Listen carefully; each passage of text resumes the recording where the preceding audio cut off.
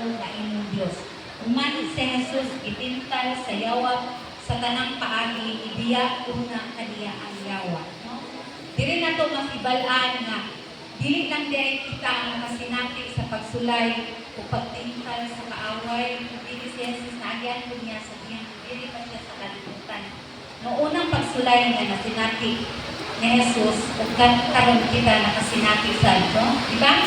Sa una, ang pagkaon, no? Ningon dili nga. Sa Lucas 4:3, o dito itintal siya sa yawa niling pananungan. Wala siyang paon, si Jesus busa, sa pagkatapos niling, itutuloy siya. Kanya ilingan siya sa yawa, anak, manantahak sa Diyos, imo ang pan, kining bato. No? Ipakasama niya si Jesus nga magikero, kaya siya imuha ang mga ang pan, ang bato, pan. Apan, dito ba siya sa ato ang Ginoo? Dito ba Ginoong Jesus ang yawa paagi sa tulong nga naa sa Biblia sa daang kasulatan sa Deuteronomy 2:4. Ano siya nga, pinundumi nga gigiyahan ka mo sa Ginoo. Ngayon yung Diyos sa tibuok niyong panaw sulod sa 40 katuig. Dito sa kamingawan, gilisod-lisod kamo niya aron pagsulay kung tumanon pagayon ninyo ang iyang mga sugo. Gilisod-lisod kamo niya o gipasagdan na kagsan o pagkaon. Unya, ihatagan kamo niya mana ang pagkaon na walang pagayon ninyo matilawin o sa inyong katigulangan sukal masukal. Ibuhat niya kani aron pagtudlo kaninyo nga ang tao dili mabuhi sa pagkaon lamang kundi sa pagpulong sa Dios, no? Pulong gyud dili lang dahil kita mabuhi sa pagkaon apan ang pulong pud sa Dios mao makapabuhi kanato. Sama nga si Jesus nga sulayan sa pag-agi nga sa pagkaon nga na siya sa yawa nga imo ang pan ang bato kay gigutom kay nini mong pagkabuhatan ni Jesus na fasting siya of 40 days and 40 nights kay gikan siya nagpabautismo kang Juan Bautista then buwasa siya o 40 kaadlaw o 40 ka nabiging nga gigutom din siya pagmaayo kay giandam niya ang pagpamuhat na isugo sa inyong samahan mo ito nga then sa pagmanya pawasan nagtawag siya ka disipulo niya din ang una niya nagpakaon siya o 5,000 ka mga lalaki laylabot sa mga kababaihan ka mga anak, mga kabataan dito nga nakagamhanan ng atong Diyos dili siya kajikero kundi gamhanan siya ka Diyos, no?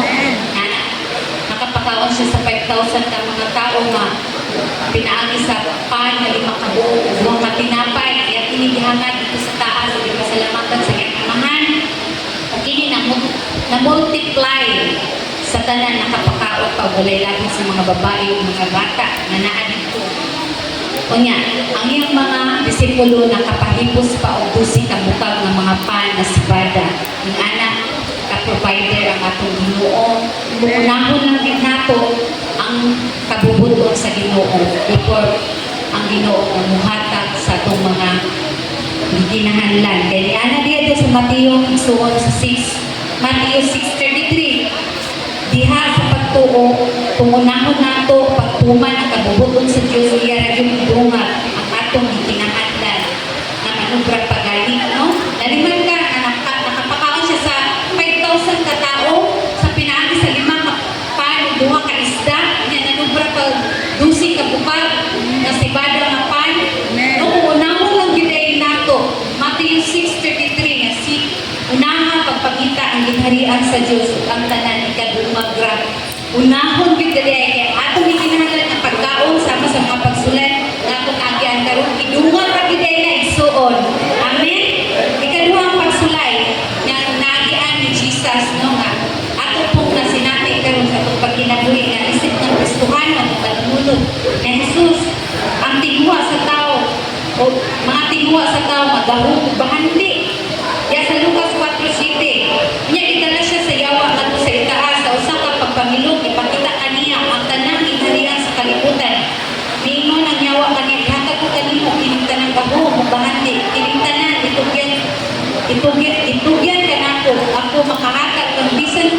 gusto kong hatagan.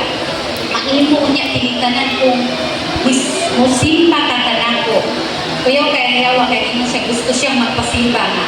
Ang Dios may nagbuhat niya. Ang yawa, they are fallen angels.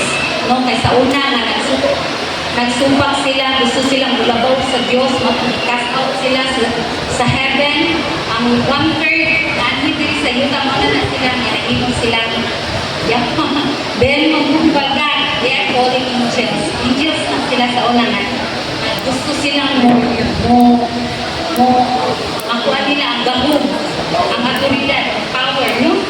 Na makita na ito nga sila, binuhat po sa itong Ginoong Diyos sama sa ito. Lagi nasahin lang sila kay special nga task ang binahatag sa ilaha sa Ginoong Diyos na pwedeng magkamali mo ito nga na-cash out sila sa heaven. Diyan na ito makita sa Nehemias 9:6. Ginoo sa Esdras, o Ginoo, ikaw ra gayud ang aming Ginoo. Gibuhat mo ang kalangitan o kabituunan nga anaan niini. Gibuhat mo ang yuta o dagat o tanan nga anaan niini. Naghatag ka o kinabuhi sa tanan. Ang kagamhanan sa langit, yuko o musimbahan nito. Ano sila pinasabot ang kagamhanan sa kalangitan? Sila na yung angels. Katong i-cast out sa heaven, maupod sila ang maupod siya ang nagtintal ng Jesus. Karoon po sa ito ang maupod ang nagasumpyot na musupag kita sa kagubuton sa Diyos. O nga, ang ikadwa, ang bakong magpinapangandoy sa mga tao. Pero si Jesus itubag niya sa daang kasulatan. Sa Deuteronomy 6:13, Hadluki ang Ginoo nga inyong Diyos, o siya lamang ang kalagay o panumpa ka mo ang pinaagi sa iyang ngalan. Itubag siya sa pulong sa Diyos na hadluki ang imong Ginoo. Kailangan ka, pasimbawon niya si Jesus, na si Jesus may nagbuhat niya sa una. Isumpak lang siya, nakasaot siya sa heaven. No? Kaya mauna na, kita, kung naamay mga isulayan si Jesus pinaagi sa gahong o sa bahandi na siya may talian ng tanan sa yawa, kita usap sulayan sa kaaway mga igsuon. Kaso lang, atog yung tukion, tugikan ba ni sa Diyos o sa kaaway, no? Kay mag-unsa man diri sa kuan sa Mateo 16:26, mag-unsa man ang makuha sa tao kung maangkon niya ang tanan ng mga butang diri sa kalibutan apan mawala ang iyang kinabuhi. Wala kayo, kaya wala kayo siya nakatagan, mabaw niya ang iyang kinabuhi. No? Maatong ng tanan, pero ang atong kalag, makaadto sa binalian sa Diyos. No? Tinatiyon din nato, kung ikan ba sa Diyos o dili. Mas maayon yun na kitang tanan, mag-iusap sa binalian sa langit sa atong Diyos. No? Ay katulong, kapag sulay, orientasyon na na. Naagian ni Jesus kapag diri pa siya sa kalibutan, mao ang pagtuo. Pagtuman sa pulong sa Diyos na isugo sa Diyos Amahan. Lucas 4:9-11. Niya ipadala siya sa yawa ngadto sa Jerusalem. O gipahiluna siya sa kinatasan bahin sa templo o ingnan. Anak ka man kaha sa Diyos, ambang ngadto sa ubos. Kay nagingon ang kasulatan, ang Diyos magsugo sa iyang mga anghel sa pagpanalipod kanimo. Kini nagingon usab sa nayon kanila sa ilang mga kamot aron dili maigro sa mga bato ang imong mga tiil. Ang kaaway gagamit og pulong igsuon, no? Sama nga iya pong gigamit ng Jesus. Kita pa rin, gamitan po sa kaaway ana. Kung natuman ba ang pulong o gikinabuhi ba nato o sa mga sitwasyon mo sa pagsulay na itong naagian, ibalik ko na niya kung nahimo ba o na akto ba na tama ang iyang pulong, no? Kaya naman diri, pulong mo po lang di na niya ang ambak diri, ambak niya ay ayon lang sa mga anghel sa iyong amahan. O no? So, dahil katingala nga, kumuabot, sulayan ka sa pinaagi sa kawalpon, sa gahong, sa mga pangandig na itong pangandoy, ibig man sa itong paglakaw, sa itong pagtuo, sa pulong na itong gigamit, gamito usap na sa kaway, kung inubag yung gigamit, kung ikinapuhi, pag-ibig mo, kung matubang ka sa mga pagsabisan, pag-unsapan, kasakitan, balagdian, motion, gamiton po na sa kaaway. Pulong po lang yan gamiton di ako yung pang-apply ng pulong sa Ginoo. No? E maumay na agian sa Jesus. May follower pa yata ni Jesus. Isa may follower ni Jesus dire. Isang tanan, di ba? Maagian na to sa pagsulay na naagian ni Jesus. Anak dire no? O kana ato ang makanker kay ang tanang katumanan na buhat na apply ni Jesus ang mga pulong na ipabuwas sa Diyos Amahan. Mausap kita. Ya sa Juan 12, panapos na ni Juan 12, 48, 9. Adunay mo silot niya itong nagsalikway ka na ko o dili mudawat sa akong mensahe. Ang pulong na akong gisulti mauon niya ang muhukom kaniya sa katapusang adlaw. Klaro kayo so nga ang pulong mao yung hukom ka nato kung nabuhat ka nato kung ikinabuhi ka nato ang pulong na ato nakatunan diri sa Biblia. Matag pulong kung iyon yun sa akong Ginoo kung nabuhat ka nato. No? Yan. Diri sa 49 ni anak ko ako ipadayon na matuman nila ini kay wala man ako magsulti sa akong kaugalingon. Bisan man gani ang atong Dios na si Ginoong Hesus nagtuman siya sa pulong na iyang pulong kay aron gihimo niya illustrate kana di kasama niya ang kauli ang matuluan ta kung saan nato paggamit ang mga pulong no iyang example ang iyang kinabuhi para aron masunod nato ang iyang pagkinabuhi sa kalibutan no ang pulong sa Diyos mao'y maghatag o hukom kanato kung nabuhat o na-apply kanato tanan ang matang sa pagsulay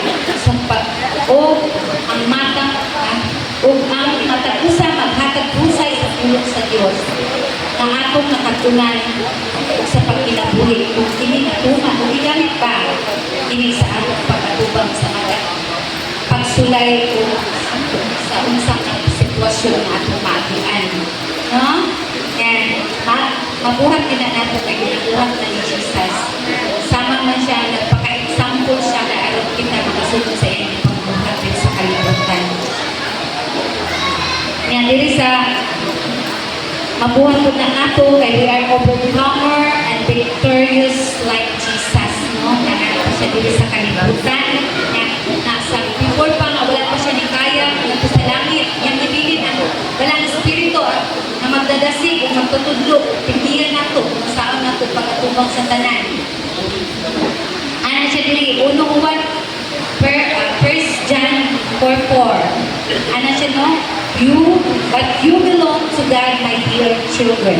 You have already won victory over those people because the Spirit who lives in you is greater than the Spirit who lives in this world. Amen? No? Dako kayo ang balang Espiritu na nagpabuhi diri sa tugsulod na kita maka-overcome sa tanan o mahimutang na dinaugod sa tanang pagsulay. Amen? Manindog ka o katumangguan ang pulong sa Diyos. Mahal, salamat kayo sa inyong pulong, Lord. Kaya ikaw nagpapangulong, Lord. Ang pagsulay ni mo, adunay yung kauban. Kaya naamang ka, Lord, nga nagauban ka na mo, Lord. Salamat kayo din mo. O Lord, I pray, Lord God, na ikaw magapuno sa inyong presensya, Lord. More pa ang makadawat ni Lord God sa inyong revelation, sa inyong word, Lord God. Anoint your servant, Lord God, na Pastor Patrick, Lord God, to reveal your words, Lord God. And really our hearts, Lord God, na more expectant heart, Lord God, to receive your words, Lord God. Aron kami makatuman with me, Lord, sa imong kabubuton. Salamat kay Ginoo, dalay kong ka, Lord God, sa walay katapusan. Thank you, Holy Spirit.